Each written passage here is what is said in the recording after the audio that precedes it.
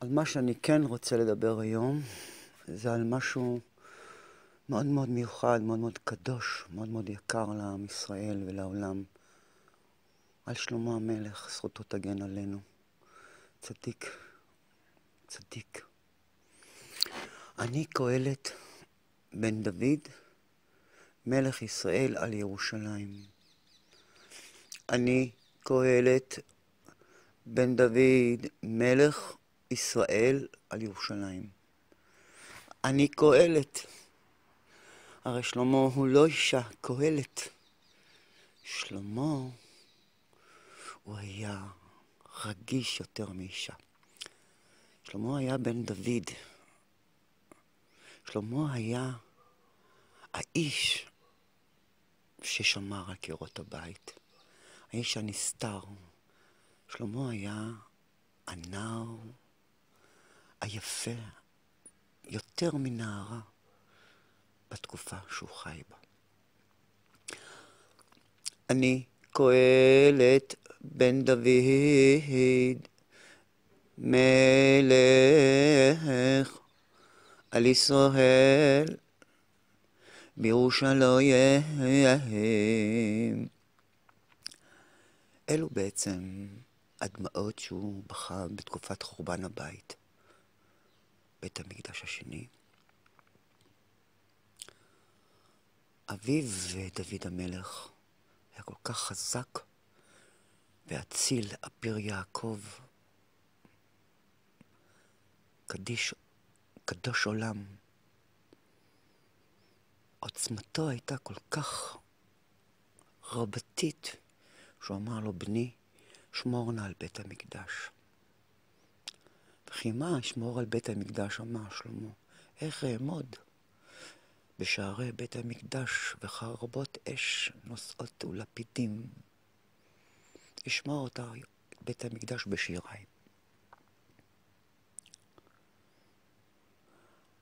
אני קהלת. למה בחר את השם הזה קהלת? קהלת במקהלות. שימו לב.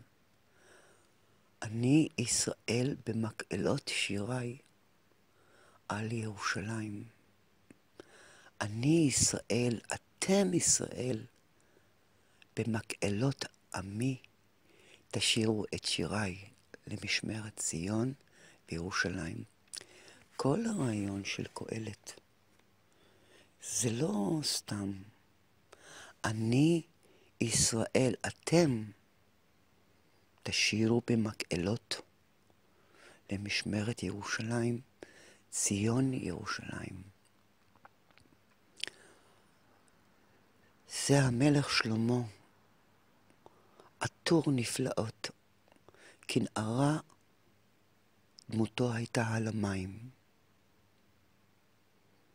שיריו היו מלהטי אש, מילותיו היו כענפי רוח צומרות מתוך שירי אביו שלמה דוד המלך.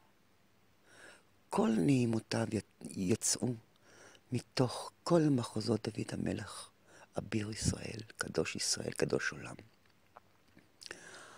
הרעיון ששלמה המלך הוא בעצם היה בצידי הדרכים, שם, בתוך הרי ירושלים, בשדות הפרחים, דמה על קירות הבית, ויצר את מגילותיו למשמרת הבית, בו חורבן הבית היה מול עיניו, דמה וזעק עד השמיים, וכל מילותיו ושיריו ומנגינותיו נחתמו באף השמיים. הרעיון שאני רוצה לספר לכם על קהלת זה אחד מפסוקיו הידועים משיר השירים. קומי לך רעייתי ולכי לך. מה זה קומי לך רעייתי ולכי לך? קומי לך ציון, קומי ציון ולכי לך. מארצי, כשהוא ראה את הרוע, כשהוא ראה את הקושי, כשהוא ראה את השנאה ואת החרבות דם מחריבות את הבית, ואין איש שיכול לעצור בעד השנאה, הוא הרים את ידיו. והקדוש ברוך הוא שמע לכל אותותיו, קומי לך ציון ולכי לך, והשאיר את ציון שממה 2000 שנה, ואדוני שמע לכל מילותיו. דמעותיו של שלמה המלך נחרטו בקירות הבית. שיריו המיעוטים היו קדושים ממעל כל העולמות, עד כדי כך ששיריו הגיעו לכתרי תורת ישראל. הרעיון שאני רוצה פה לספר, שאני כל הזמן מדבר לבני עמי, קומו ושירו, שירו בכל רחבי הארץ, שירו על במות ישראל, שירו לאהבת הבית, שירו למשמרת ציון. זה בעצם, זה המשמר של ישראל, השירה, השירה הלועזת. ושלמה המלך אמר, אני קהלת בן דוד, מלך ירושלים.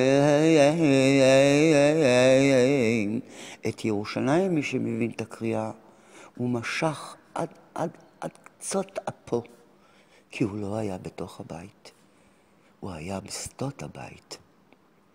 ואז הוא אומר לעם ישראל, אני במקהלות ישראל, אתם תשירו את כל מה שכתבתי למען ירושלים. זה אני שעיניי ראו את כל העולמות. זה אני שאבי כתב את כל המעלות על ציון, ירושלים ועולם. ואני הבן שלו, ששמע לכל נימות אביו ועשה כדבריו. אך לא יכולתי לעמוד בכוחי כמו אבי, ואל שדות הפרחים הילכתי לנפשי להיות תחת אהבת אמי. אני קהלת בן דוד, מלך ישראל, על ירושלים. אני רוצה בעצם לסיים פה באמרה הקטנה הזאת, מסר אדיר. שירת ישראל במקהלות על משמרת ציון היא קדושה וחשובה. שירת ישראל באהבת רועים היא כל כך קדושה ומלואטת.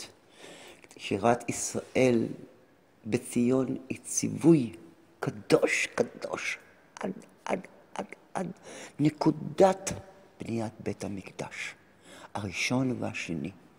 כל המחברים הללו נוצרים רק משירת ציון. כל המחברים מתמזגים בדיוק בנקודות פה החריבו את הבית. זה המסר של קהלת, זה המסר של ישירים. קומי לך רעייתי ולכי לך, פצעוני והיכוני השומרים הסובבים בעיר. פצעוני והיכוני הסובבים בעיר. הם לא הבינו אותו, הם לא ידעו מה הוא רוצה, הם לא ידעו את תנומות רגשותיו על הבית ועל בני אדם, ולא שמעו לו ולא האמינו לשיריו. זה מה שקרה, פצעוני והיכוני. לכן אני מסיים, קומי לך ולכי לך, זה הגלות המרה שהקדוש ברוך הוא העניש אותנו. להיות בגולה 2000 שנה, על חורבן הבית נענשנו. ולכן שיר השירים וקהלת הם שני אמרות רוח קדושות עד מעלות כתרי התורה. ואנחנו כעם ישראל חייבים להעלות את נימות השירים במקהלות רוח בכל אתרי הארץ, בכל משכני ישראל, בכל מקום, באהבה, ולסלף את כל דברי האבל מעלינו, ולסלק את כל השנאה, וכל הקנאה, וכל העין המרה, ולהתמזג ברצון, בהי רצון. בשירה של ציון, פה נמצא הסוד. אהבת ישראל במולדת הזו ציון, למשמרת ארצנו, על בניין הבית, בית המקדש, ירושלים הבנויה. אני קהלת בן דוד, מלך ירושלים. אני רוצה לסיים בנימה הזאת.